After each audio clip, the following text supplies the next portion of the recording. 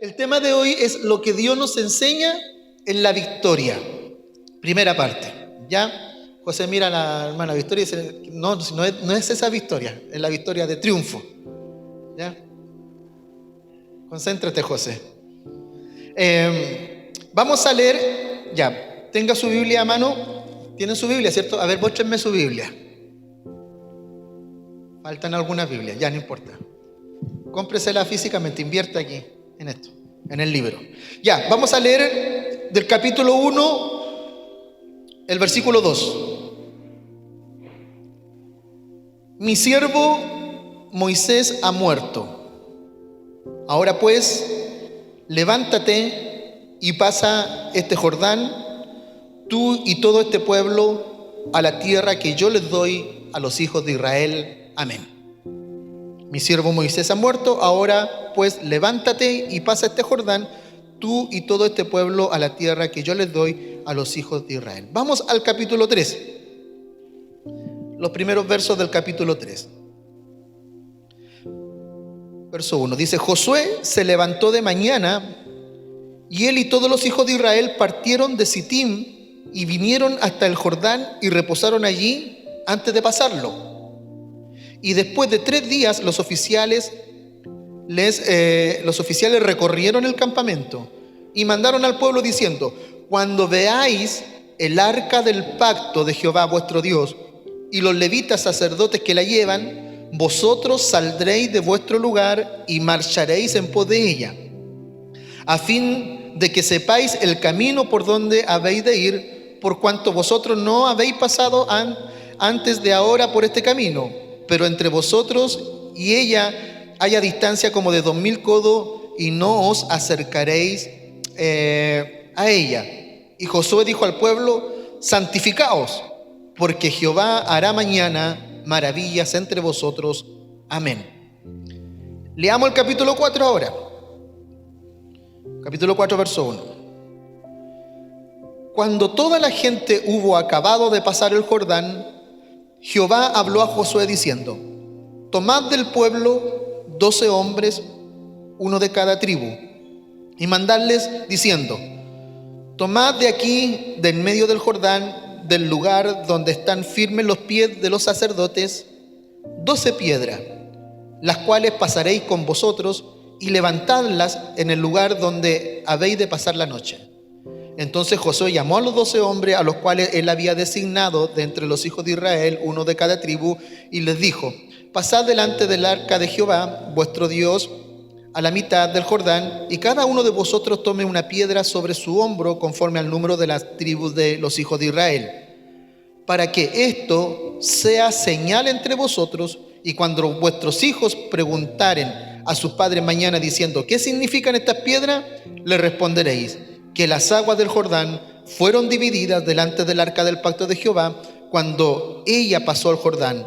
Las aguas del Jordán se dividieron y estas piedras servirán de monumento conmemorativo a los hijos de Israel para siempre. Amén. Bien, hecha la lectura bíblica, vamos a orar un momento. Padre, en el nombre de Jesús te pedimos que tu palabra sea bendita en nuestros corazones, que nos instruyas, nos capacites, amado Dios, nos muestres el camino por el cual debemos de caminar siempre, Señor amado, y que la luz de tu palabra sea lumbrera a nuestro caminar. Que yo mengüe y que tú crezcas, Señor, por amor de ti mismo, y que la gloria de tu nombre sea exaltada en toda tu palabra en esta mañana. En el nombre de Jesús, amén y amén. Bien, este es el tercer tema que tenemos de Josué. El primero fue cuando Dios nos llama, Dios nos capacita. Que cuando Dios comienza a preparar a alguien, la formación y la preparación no es una cuestión de un minuto, no es un asunto de un culto, no es un asunto de un año, sino que es un tiempo, es la extensión de un tiempo. Cualquier tipo de formación, si nosotros lo trasladamos al tiempo actual, requiere lo mismo. No podemos pretender ser ingeniero, ni agrónomo, ni científico, ni abogado, ni médico, teniendo 12 años, a no ser que alguien por ahí tenga una mente súper dotada. Pero la formación siempre tendrá que cumplir su ciclo, y su proceso. Dios preparó a Josué desde los inicios de su andar, de su carrera. Josué viene de Egipto. Él nació en esclavitud, conoció la experiencia del cruce del Mar Rojo. Dios lo coloca al lado de Moisés y día tras día, junto a Moisés, Dios lo comenzó a prepararlo para el día en que Moisés ya no estuviera vivo. Dios llama, Dios capacita. ¿Ya? Dios a nosotros nos ha llamado. Y al igual que Josué, estamos en un proceso de formación y de capacitación. ¿Para qué? Bueno, pueden ser muchas cosas, no lo sé todavía. Para alguno en un área, para otro en otra área, para otro en otra área. Pero lo importante es que Dios nos ha llamado. Y si Dios nos ha llamado, es porque Él nos está capacitando para algo. Luego hablamos acerca de la importancia de la excelencia del llamado de Dios, ¿ya? El llamado de Dios, eso tenía que ver con todo lo que Dios hizo, ¿verdad? Con Josué después de la muerte de Moisés. Dios lo llama y le dice: esfuérzate, sé valiente. Moisés ha partido y Josué ha asumido un legado tremendo, una responsabilidad tremenda, nada más y nada menos que conducir a Israel para la conquista de la tierra de Canaán. Y eso también es un proceso. La conquista no es de la noche a la mañana, no sucede de un versículo a otro como nosotros lo leemos acá. No es un asunto de un día tampoco, sino que también tiene que ver con un proceso, con días, con preparación, con instrucciones que Josué recibe para poder hacerlo de la manera que corresponde. Y en relación a eso, dijimos que Dios gobierna los tiempos según sus propósitos. Nadie es eterno. Moisés murió y ahora Josué ha recibido el legado. Así como también si Dios quiere cumplir propósitos con esta iglesia, por ejemplo, con la misión de esta iglesia, con la visión de esta iglesia, algún día yo moriré, todos nosotros moriremos y habrán otros que sigan con el legado, ¿cierto?, de seguir adelante hasta el día que Cristo venga, ¿verdad? El legado que hemos recibido debemos de atesorarlo para ser como Dios quiere que seamos. Todo legado que nosotros recibimos debemos de guardarlo de buena manera, y cuando Dios llama lo hace privadamente y públicamente, como lo hizo con Josué. Dios tuvo con Josué una sesión especial, personal, junto con Moisés, y luego delante del pueblo Josué fue confirmado como el líder de Israel. El llamado de Dios tiene algunas implicaciones, como que cada batalla que nosotros lidiamos en nuestra vida, así como Josué tenía que lidiar las batallas que iban a enfrentar en la conquista, son para que nosotros desarrollemos carácter. Cada batalla que se nos presenta por delante es para que nosotros desarrollemos carácter. Cada dificultad que encontramos en la vida es para desarrollar algo de nuestro carácter. Alguna circunstancia, alguna deuda, alguna enfermedad, algún conflicto, alguna desaveniencia, algún problema matrimonial, alguna dificultad en el hogar. Toda dificultad nos ayuda siempre a desarrollar carácter. Josué tenía que permanecer fiel de acuerdo a lo que Dios le había dicho. Dios le había dado su promesa, Dios le había dado su ley y le había dado su presencia. Yo estaré contigo, pero no te apartes de mi ley. Mi presencia irá contigo, así como estuve con Moisés, también estaré contigo. Y dentro de la formación y la preparación de Josué, ya dijimos que Josué fue preparado en la batalla para ser un hombre de guerra. También fue preparado en la ley, en el conocimiento de la palabra, pues estuvo con Moisés en el Sinaí, cuando Dios escribió de puño y letra, ¿cierto?, los mandamientos. Y fue preparado también en la presencia de Dios. Dios permitió que Josué fuera con Moisés al tabernáculo, y allí Josué aprendió la importancia de la presencia de Dios. Y ahí estamos. Ahora, ¿qué Dios enseña en la victoria? ¿Cuál victoria? Porque Josué se está encaminando ahora a una de las primeras victorias que él va a tener y experimentar como líder de Israel, que es el cruce del Jordán. Ya hay un mandato, pero ese mandato viene acompañado de una promesa. El Señor mandata, pero también le promete. No lo mandata solo por mandatarlo, sino que junto con esa ordenanza le da una promesa. Por ejemplo, cuando Dios le dice, sé fuerte y valiente, ese es un mandato. Tú, Josué, sé fuerte y valiente. Pero ¿cuál es la promesa? Nadie te podrá hacer frente. Yo te prometo que nadie te podrá hacer frente. Lo mandata, tú tienes que ser fuerte, determinado y valiente, y yo te prometo que nadie te podrá hacer frente. ¿Cuántos creen en esa palabra? Que cuando Dios nos mandata algo, no te preocupes, porque al mismo tiempo Él te promete que va a estar contigo. Por ejemplo, cuídate de cumplir toda la ley, le dice Dios a Moisés. Ese es el mandato. Cuídate de cumplir la ley. Cuídate de estudiar. Cuídate de leerla. Cuídate de guardarla en tu corazón. ¿Cuál es la promesa? Yo haré prosperar tu camino. Tú cumple esto y yo te prometo que cuando tú lo hagas, yo haré prosperar tu camino. Ahí está el mandato. Otro mandato: no temas ni desmayes, Josué. No temas ni desmayes. Ármate de valor, de fuerza y de fortaleza. ¿Y cuál es la promesa? Como estuve con Moisés, estaré contigo. Cuando Dios nos mandata algo, siempre va acompañado de una promesa. Y me enfoco en este mandato: levántate y cruza este Jordán. Levántate y cruza este Jordán. Ese es el mandato. Levántate, Josué. Hay algo que Josué tiene que hacer. Es algo que le corresponde a Josué. Levántate, ¿cierto? Cruza este Jordán. ¿Y cuál es la promesa? La tierra que juré a tus padres, yo te la daré a ti. Pero tú tienes que levantarte. El mandato es ese. Tú te levantas y yo daré la tierra por heredad. ¿Qué Dios nos enseña en la victoria entonces? ¿Qué es lo que Dios nos va a mostrar? Para hacer un paralelo con nosotros hoy día. Es imposible permanecer en un mismo sitio en la vida cristiana o en el ministerio. Es imposible permanecer siempre en el mismo lugar. Porque cuando nosotros nos quedamos ahí mismo, comenzamos a retroceder. No podemos quedarnos siempre ahí mismo donde estamos.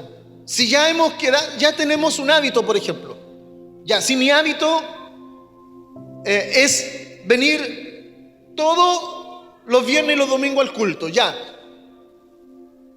yo me propongo eso. Está bien, no hay ningún problema. Sigamos adelante, perseveremos en eso. Pero una vez que nos quedamos ahí y no hago nada más, inmediatamente yo comienzo a retroceder, porque empiezo a retroceder y empiezo a quedar con eso. No puedo quedarme inmóvil. Tengo que dar un paso más.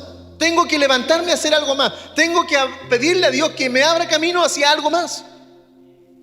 Lo asocio a los que vienen a los cultos. Pero por ejemplo, ya que estoy aquí y tengo aquí los músicos, el teclado, ya voy a poner. Si yo me propongo solo eso y no avanzo en otra área, comienzo a retroceder. Con el paso del tiempo, eso resulta ser un estancamiento y no avanzo.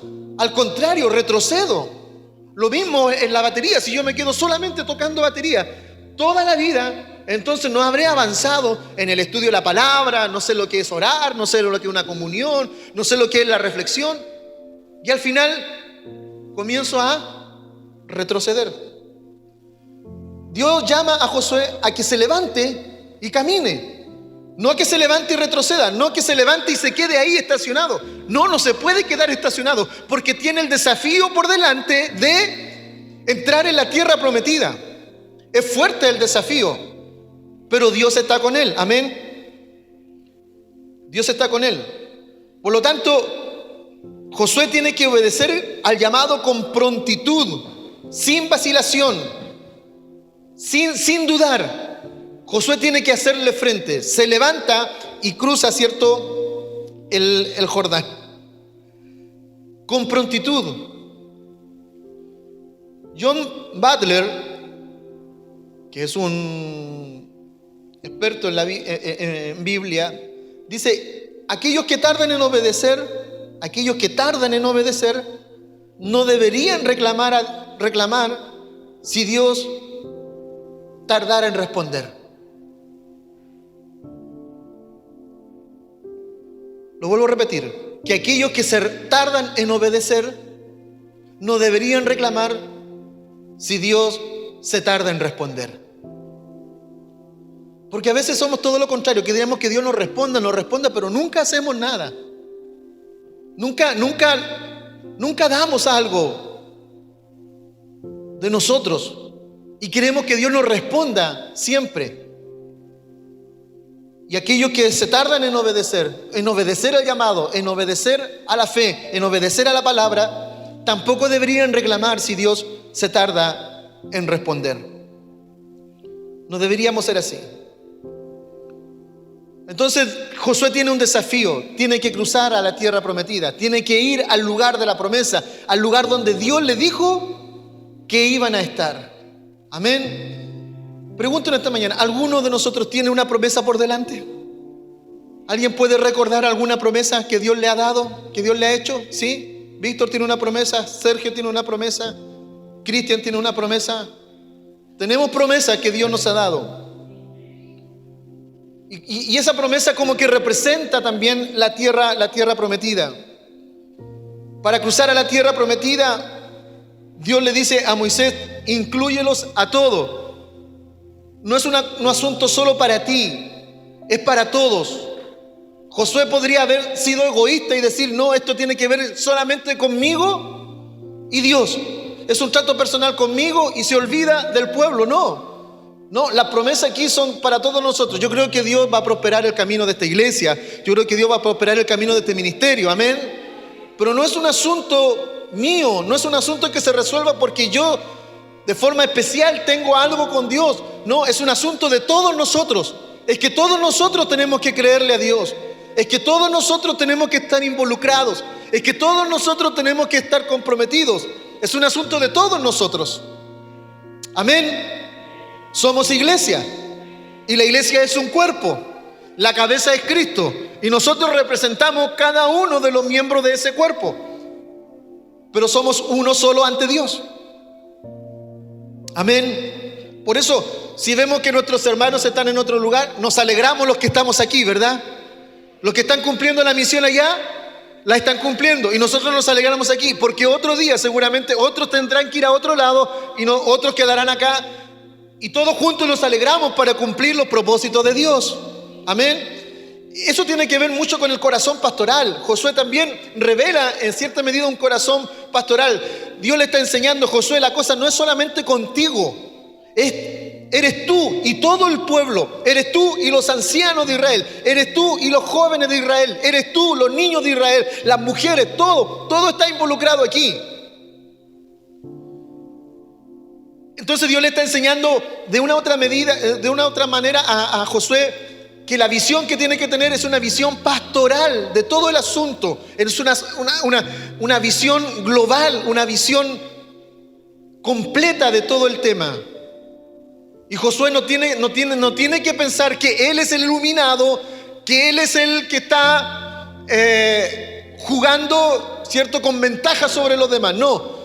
Recordemos que Dios es soberano y que la gloria y la honra es de Dios. Amén. Y que Dios va a cumplir un propósito. ¿Cuál? La promesa que le dio a Abraham. Cuando Dios llamó a Abraham, le dijo, vete de tu tierra, tu parentela, a la tierra que yo te doy. Y para cumplir esa promesa, Dios ha tomado diferentes actores dentro de la historia. Y para cumplir su propósito de llevar a un pueblo a la tierra eterna, a la Canaán eterna, para llevarlo al cielo, para llevarlo a la morada eterna, Dios cumplirá y tomará diferentes actores en la iglesia. Pero ninguno es importante, todos somos importantes. Amén. En el cielo no hay un lugar exclusivo para pastores, apóstoles, ángeles, diáconos ni oficiales. El cielo es un lugar para todo el mundo. Amén. No hay clasismo en el cielo. No hay diferencias sociales en el cielo. No hay una élite en el cielo. Como pasa hoy día en la iglesia, lamentablemente. A propósito de que hay gente que busca iglesia de su posición social. Hay otros que se sienten más cómodos en otra iglesia de otra posición social. Esos son paradigmas, cuestiones extrañas y raras de la fe, del cristianismo, que no son bíblicas, porque el Señor nos dice que todos somos iguales. Amén. Pero el asunto ya está así. Yo no puedo hacer nada en contra de eso. Pero lo digo porque al fin y al cabo el asunto de llevarnos al cielo, el asunto de Dios, de llevarnos a la eternidad, es un asunto que tiene que ver con todos nosotros. Esta iglesia camina a la patria celestial. Amén. Así como Josué le toca llevar al pueblo a la tierra de Canaán, a mí me toca como pastor orientar a la iglesia, dirigir a la iglesia, predicarle a la iglesia para que un día todos estemos en la presencia del Señor. Amén. Bueno, Josué hace algunas cosas que son especiales, como manda espías a reconocer la tierra de Jericó. A diferencia de Moisés, envía solamente 2 espías, no 12 como lo hizo Moisés. Lo hace secretamente y no públicamente como lo hizo Moisés. Ahí se van revelando algunas diferencias. Pero quisiera hablar del cruce del Jordán mismo, porque ahí hay una victoria. ¿Y qué es lo que Dios nos enseña en esta victoria de Josué en el cruce del Jordán? Nos va a enseñar muchas cosas. Primero, la centralidad de Dios. Primero, que en la victoria hay una centralidad de Dios, que Dios es el motor principal de esta victoria. No es Josué. Josué va al frente, Josué es el líder, Josué está como general, pero hay una centralidad de Dios importante. Se cree que en el tiempo de la conquista, el río Jordán tenía una profundidad por lo menos de 3 metros y una anchura de 30 metros de ancho.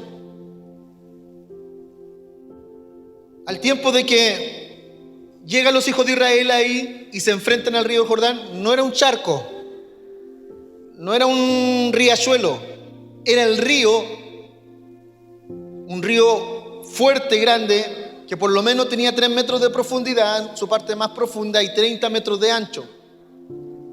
Esta iglesia debe tener unos 30 metros, templo por lo menos. Por lo tanto, el cruce del río iba a ser imposible si Dios no intervenía. Tenía que Dios intervenir para que cruzaran, porque de otra manera no iban a poder estancar el río, parar el río, desviar el río. No, solo la intervención de Dios podía permitir que cruzaran el Jordán. Entonces, lo primero en el cruce del Jordán y en la victoria de Josué es la centralidad de Dios. A veces Dios nos permite observar con claridad la dimensión de nuestras dificultades para que podamos apreciar mejor cuando Dios da la victoria, que Él es poderoso. Amén. Josué y el pueblo vieron clarito el río y Dios le muestra claramente la dificultad, se la muestra explícitamente. Está ahí el río. Y eso es un principio también para nosotros hoy. A veces Dios nos muestra clarito la dificultad. ¿Y sabe por qué la muestra tan claramente para nosotros? La enfermedad por delante, el problema por delante, el dolor por delante, la crisis por delante, se muestra y se revela claritamente. Y a veces el problema es tan fuerte, el dolor es tan potente, la enfermedad es tan intensa, que lo único que puede intervenir ahí es Dios. Lo único. Y Dios lo permite que se revele de esa manera para que cuando nosotros veamos y contemplemos la victoria, digamos, aquí realmente intervino Dios. Amén. Aquí realmente sí se produjo algo. Es que de otra manera no podría haber sido. El cruce del Jordán tiene esa característica que le muestra claramente la imposibilidad a Josué. ¿Para qué? Para que una vez que hayan cruzado, Josué y todo el pueblo no les quede otra más que darle la gloria al Dios que los salvó. Amén. Yo no sé si a usted le ha pasado o no en la vida, pero ha habido circunstancias y momentos en que lo único que hemos tenido que decir, gracias Señor. Amén, porque de otra manera no podría haber sido. Dios no nos podría haber librado de otra manera si no hubiese sido solo por Él. Porque o si no quedamos como héroes nosotros y Dios no comparte su gloria con nadie, pero con nadie. Dios es bueno, ¿verdad? Entonces la centralidad de Dios está en esto, en que Dios le da una orden a Moisés y le dice: Moisés, prepara a los sacerdotes, prepara a los levitas y tomen el arca del pacto y vayan delante del pueblo. Amén. Vayan delante del pueblo.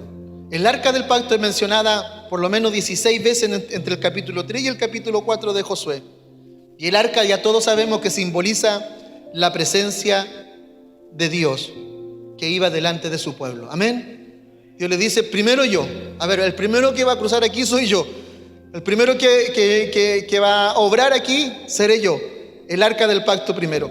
La única forma de avanzar a cualquier lado y en todo momento es siguiendo la guía de Dios, porque solo Dios nos puede dar victoria, hermano. Amén. Por eso lo importante de colocar a Dios primero. Ahora no tenemos el arca del pacto. ¿Cómo aplicamos eso hoy día? No tenemos el arca del pacto. ¿Por qué? Porque la presencia de Dios ya no está tampoco en este templo. La presencia de Dios está aquí, dentro de nuestra propia vida. ¿O ignoráis acaso, dice Pablo, que vosotros sois templo del Espíritu de Dios y que el Espíritu de Dios mora en vosotros? Cuando murió Cristo en el Calvario, en la cruz, el velo del templo se rasgó, ya simbolizando así que ya no había una separación entre el hombre y Dios. Ahora Dios está morando aquí. Pero ¿cómo aplicamos? Ese es el asunto. ¿Cómo lo aplicamos? Muy fácil, muy sencillo. La oración, la comunión. ¿Cómo yo puedo poner a Dios delante de mí? No tengo el arca del pacto, pero tengo mi boca, tengo mis expresiones, tengo mis emociones, tengo mi conciencia, tengo la razón con la que yo puedo presentarme delante de Dios, orar a Dios. Voy a presentarme un trabajo, por meses no he trabajado, pero antes ¿qué hago? Primero oro, primero clamo, primero busco, primero me encomiendo a Dios. Amén. Cualquier asunto en la vida tiene que pasar por Dios.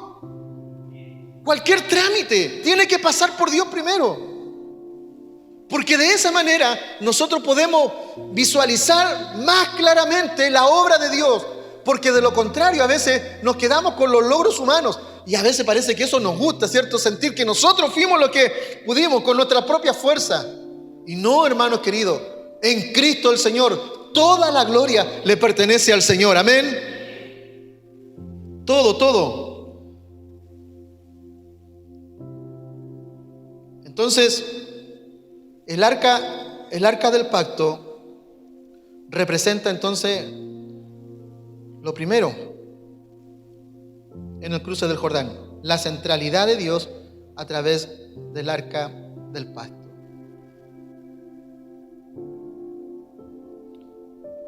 Lo segundo, la consagración del pueblo. Hay tres cosas que hace Josué cuando conquista para llegar a la victoria. Consagra al pueblo, santifica al pueblo. ¿Cómo lo hace? Primero circuncidando a todos los hombres que no estaban circuncidados. Una vez que cruzan el Jordán, celebraron la Pascua por primera vez en la tierra prometida. Primera vez. Y ellos recordaron cómo Dios los había sacado con mano poderosa de Egipto. Consagra al pueblo en la celebración de la Pascua. Y lo otro es que el maná cesó. Ya no hubo más maná una vez que entraron a la tierra prometida. Cuando comieron del fruto de la tierra de Canaán, cesó el maná. Consagraron al pueblo, se consagraron a sí mismos, se circuncidaron, hicieron señal de pacto, de promesa, celebraron la Pascua para recordar, para no olvidar, y comieron ahora del fruto que Dios les había prometido. Amén. Que Dios nos bendiga, iglesia. No olvidemos que nosotros no estamos circuncidados, obviamente, en lo físico, pero sí el Señor nos ha circuncidado en el corazón, ¿verdad? A cada uno de nosotros el Señor ha hecho un pacto con nosotros. No es un pacto humano, no es un pacto de carne, es un pacto de amor, en el que Él ofreció su vida en la cruz del Calvario, y cada uno de nosotros, ¿cierto?, estamos ahora delante de Él como pueblo de Dios. Él nos ha consagrado, estamos en la condición de consagración. Como lo digo siempre, si usted quiere ver a un santo en la iglesia, mire al que está a su lado, o una santa. Míralo, un ángel santo, santificado. Usted va a mirar para el lado y decir: santo Dios. Pero la santificación es ese asunto que nosotros a veces lo miramos como tan lejos de nosotros, porque consideramos que somos pecadores, y ciertamente sí lo somos, pero sobre nosotros está la sangre de Cristo que ha quitado nuestro pecado, que nos ha cubierto, y que el Señor no nos ve como pecadores, sino como redimidos. Amén. Al mundo lo ve como pecadores porque ellos no han aceptado el Evangelio, pero a nosotros nos ve como redimidos. Y esa es la obra poderosa de la gracia de Dios, que no siendo nosotros merecedores, Él nos hace merecedores. ¿De qué? De la santificación. Y al igual que Israel, estamos circuncidados en el corazón, estamos circuncidados en nuestra vida, porque estamos siendo parte de sus promesas. No celebramos la Pascua, pero celebramos la cena del Señor. La Pascua representaba la celebración, la conmemoración de la salida de Egipto, y nosotros al celebrar la cena no solo recordamos al Señor. Cuando yo tomo vino, como pan, no solo estoy recordando al Señor Jesús, sino también estoy recordando con ello juntamente todo lo que el Señor hizo por nosotros, que al igual que Israel también nos sacó de Egipto, en el sentido figurado, ¿verdad? Porque Egipto es una representación ¿de qué? Del mundo. Y a nosotros también nos sacó de Egipto. Y ahora bien, dice Cristo, no solo de pan el hombre vive, sino de toda palabra que sale de la boca de Dios. Cesó el alimento físico, pero aquí estamos recibiendo alimento espiritual. Amén. La victoria es del Señor, hermanos queridos. La victoria es del Señor. Las batallas que estamos lidiando son con el Señor. No olvide que cada vez que nos veamos enfrentados a alguna batalla, usted está consagrado a Dios, usted está bajo un nuevo pacto, usted está bajo una promesa, y que el Señor le está alimentando y le ha dado fuerza espiritual para soportar, para enfrentar y para ver cómo Dios va a salvar. Porque muchas, y por qué no decirla, todas las situaciones que vamos a poder sobresaltar en la vida es porque Dios va al frente de nosotros. Amén. Dios está con su iglesia. Dios está con su pueblo. La consagración del pueblo. No hay mejor manera de prepararnos para nuestra batalla que mejorando nuestra consagración con Dios, que mejorando nuestra intimidad con Dios, que mejorando nuestra relación con Dios, que mejorando nuestra comunicación con Dios. No hay mejor manera de enfrentarnos a una batalla que mejorando los aspectos del relacionamiento con Dios. Iglesia, tenemos que relacionarnos mejor con el Dios que adoramos. ¿De qué manera? A través de la Escritura. ¿De qué manera? A través de la oración. ¿De qué manera? A través de la adoración en comunión, a través de la iglesia, los cultos, el compromiso, la obra. Todo esto nos ayuda a mantener una buena relación con nuestro Dios, ¿verdad? No hay mejor manera de prepararnos para nuestra batalla. Por eso cuando viene la batalla, nosotros estamos confiados en el Señor. Dios peleará por nosotros. Dios tendrá cuidado de nosotros. ¿Verdad? ¿Ha tenido cuidado Dios de usted en alguna vez? ¿Cuántos pueden dar testimonio de ese cuidado? Sí, el Señor ha tenido cuidado de nosotros. Nuestro carácter y conducta debe reflejar a quien nosotros pertenecemos, ¿verdad? Porque somos consagrados hijos de Dios, nutridos por la palabra de Dios. dedicados para Él, si esperamos la victoria y la bendición que Dios da a su pueblo, debemos vivir como el pueblo de Dios.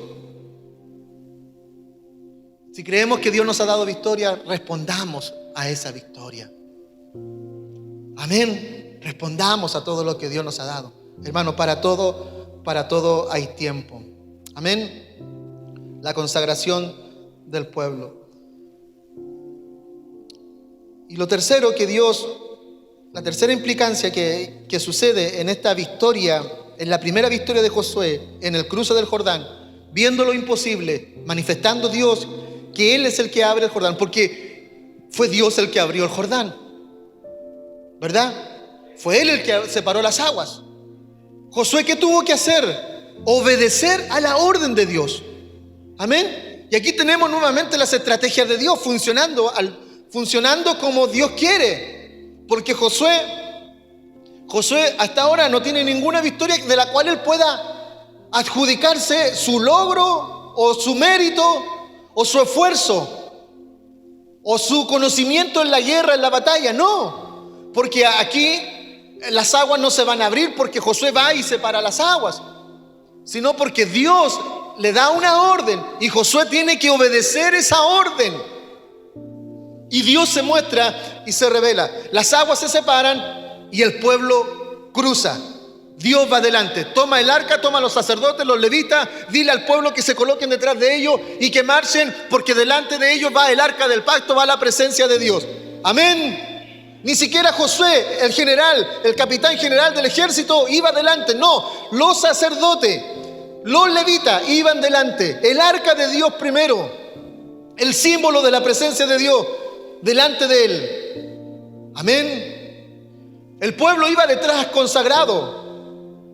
Y una vez que han cruzado, hay una orden muy especial y particular, que Dios le ordenó a Josué la colocación de una señal con piedra. Josué le dice, mientras vayan cruzando, dile a los sacerdotes, 12 sacerdotes, cada uno que representa a cada una de las tribus de Israel, que tome una piedra del Jordán, y una vez que hayan cruzado el Jordán, hagan una montaña de piedras, 12 piedras, y cuando los niños pasen por ahí, y todo el mundo pase por ahí, pasado el tiempo, y pregunten que esas piedras, los padres le digan, esto es en memoria de cuando Dios abrió las aguas del Jordán y nosotros pasamos para conquistar la tierra. ¿Qué es lo que está pretendiendo Dios con eso? Que no se olvide el pueblo, que no se olvide de lo que Dios hizo. Amén. Iglesia, nunca olvidemos lo que Dios ha hecho con nosotros. Amén. Mire, la representación, la aplicación actual de eso, ¿cómo nosotros la podemos plasmar ahora, en este tiempo? No tengo piedras, no hay piedras, no está el Jordán. Pero el símbolo era ¿para qué? Para recordar. Y esas piedras representaban en cierta medida un altar, un símbolo para recordar. Un grupo de piedras, 12 piedras puestas ahí. Pero el culto a Dios, el culto que nosotros tenemos, equivalen a esas piedras. Representan un poco esas piedras para no olvidar, para recordar qué es lo que Dios ha hecho por nosotros. El culto, la gratitud, la oración, la alabanza, la adoración, todo tiene un fin para poder recordar la obra que Dios ha hecho en nuestra vida, para no olvidar nunca. Cada vez que venimos aquí, venimos agradecidos de todo lo que Dios nos ha hecho. Yo no sé si hay alguien agradecido. Esta semana tienes un motivo para decirle gracias, Señor. El día jueves pasé por un asunto y gracias a ti, Señor, pude salir adelante. El día martes, el día lunes, no sé, cuando haya sido.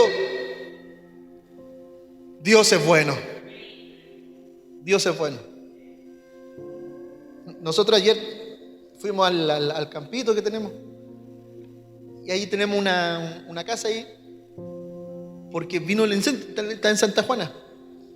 Y sabe usted que ya cuando llegó la noticia, nosotros dijimos, bueno, descansamos en el Señor. Y como siempre, todo es del Señor nomás. Si se quema, se quema. Así como pasó con la camioneta. Bueno, el Señor bendijo a alguien que la necesitaba más que yo. Ahí está la camioneta. Y ayer fuimos, y ¿sabe qué? Es impresionante porque, perdón, no me río porque por una burla, pero ¿sabe? Todas las casas de alrededor se quemaron, menos la nuestra. Estuve sacando yo el pasto porque el pasto estaba muy largo alrededor de la casa, hermano, a 15 centímetros, 10 centímetros, otra apegada a la casa, todo quemado. Y no se quemó la casa, todo alrededor, pero es una cuestión impresionante. Yo lo único que puedo decir es que Dios nos libró. Nada, porque no puede haber sido de otra manera. Yo no puedo decir es que calmó el viento, no puedo decir es que cambió el viento, no puedo decir es que vinieron los bomberos, no puedo decir es que hubo una brigada de la CONAF ahí, o que los vecinos. No, yo no puedo decir nada. Lo único que puedo decir es que Dios nos salvó. Y en todo le damos la gloria a Dios. Y hoy yo vengo al culto y evidentemente que tengo un grado de gratitud en mi corazón y decirle gracias, Señor, porque ahí vimos tu mano poderosa. Esa es mi razón. Pero yo sé que usted tiene alguna razón también por la cual usted puede decir, Señor, gracias.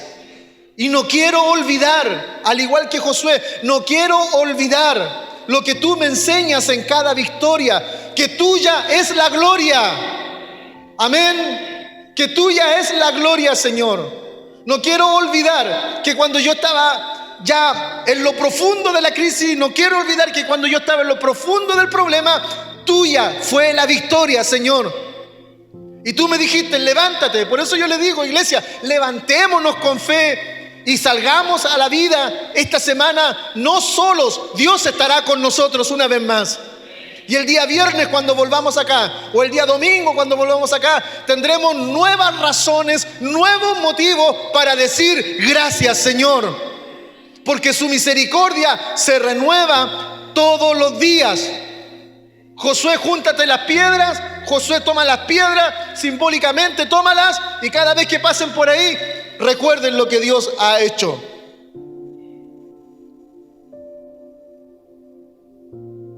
Dios hace cosas grandes. Dios quería que el pueblo no olvidara quién les cruzó el Jordán y cómo lo hizo. Nadie en Israel, ni Josué tenía pensado, ni pensaba cómo lo iban a hacer. Dios sorprendió a Josué de la misma manera que Dios había sorprendido a Moisés. Pero la generación que estaba detrás de Josué, recuerden ustedes que no era la generación que salió de Egipto. Era otra generación.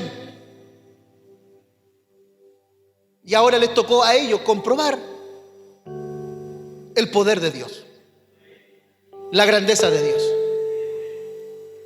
Es cíclico, la vida es cíclica, es como aquí, en la iglesia.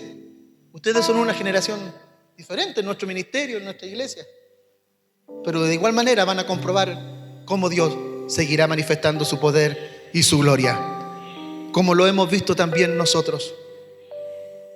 Solo a Dios la gloria, solo a Dios la honra. Termino diciendo que cuando Dios llama a la acción, la obediencia inmediata tenemos que ejecutar. Si Dios te está llamando a algo más, obedezca, iglesia. Las promesas de Dios deben ser recordadas, creídas y asimiladas como parte de nuestra vida. Dios nos mandata algo, pero también nos promete. Las promesas de Dios tienen que ser recordadas. Las experiencias del pasado, si las vivimos y reflexionamos con la ayuda de Dios, serán ventajas para nuestras batallas del día de mañana. Pensemos en todo lo que Dios hizo. El día de ayer, la semana pasada, los años, los meses anteriores. Así será también la victoria para adelante, como lo que ha sucedido con la Emilia, Eduardo. Todo lo que Dios ha hecho, si Dios ha mostrado su poder con la Emilia, imagínate lo que Dios puede mostrarte para adelante. Es grande, amén. ¿Cuántos creen que Dios es grande en eso? En todas las áreas, si hemos tenido crisis espirituales en nuestra vida, pero recordamos cada batalla en el que Dios se glorificó atrás, pensemos que lo que viene por delante siempre va a ser mayor para la gloria de Dios. Y nosotros seremos testigos de aquello. Si Dios nos permite vivir dificultades que desbordan nuestras capacidades, es para que podamos apreciar de mejor manera que no podemos estar sin Él. Si Dios nos muestra claramente el problema, es porque Él se está mostrando en todo su esplendor y en toda su gloria. Que Dios nos ayude. La mejor manera de prepararnos para nuestra batalla es mejorando nuestra consagración a Dios, dedicándonos a Dios, sirviendo a Dios, buscando a Dios. Amén. Que Dios bendiga a su iglesia esta mañana. Que Dios nos ayude a confiar. No sé si hay alguien carente de confianza hoy día. Si hay alguien que le falta un poquito confiar más. Si hay alguien que le falta un poquito más. ¿Habrá alguien? A mí me falta un poco más. Tengo dudas. No sé si alguien más puede levantar su mano y decir: sí, yo también, pastor. A mí me falta un poquito más. Sí. Necesitamos del Señor. Reconozcámoslo, hermanos. No podemos salir a la vida pensando que nosotros vamos a ser capaces. No, Dios nos dio nuestras capacidades, pero si Dios no está con nosotros, hermano, es que a veces pensemos en esto. Yo conozco gente muy capacitada, pero muy preparada en diferentes áreas de la vida o en áreas específicas también de su vida, y no encuentra trabajo. Y no encuentra trabajo. Y no logra. Y conozco hermanos que tienen ingeniería y que están trabajando en otras cosas que no tienen nada que ver con la ingeniería. Pero la soberbia del corazón no sale nunca. ¿Por qué? Porque con nuestra fuerza no se puede, hermano. Reconozcamos que todo lo que tenemos proviene de Dios. Que el Señor nos dio el conocimiento, la gracia, el carácter. Él abrió la puerta del trabajo que tenemos, la inteligencia que tenemos, el título que nos dio, la preparación que nos permitió. Todo proviene de Dios. Y que Él abrió la puerta. Digámosle al Señor: Señor, tú abriste la puerta de mi trabajo, tú abriste esta puerta, gracias a ti tengo lo que tengo, Señor. La batalla, Señor, en cierta medida tuve que pelear algo, pero tú ibas delante con tu presencia, tú ibas delante con tu poder, tú ibas delante, Señor, con tu espíritu. Tú fuiste el que me ayudaste, tú fuiste el que tocaste los corazones, tú fuiste, Señor, el que bendijo mi vida. Aleluya. Dios encima de todo, Dios por delante de todas las cosas que nosotros vivimos. ¿Qué le parece si adoramos un momento al Señor?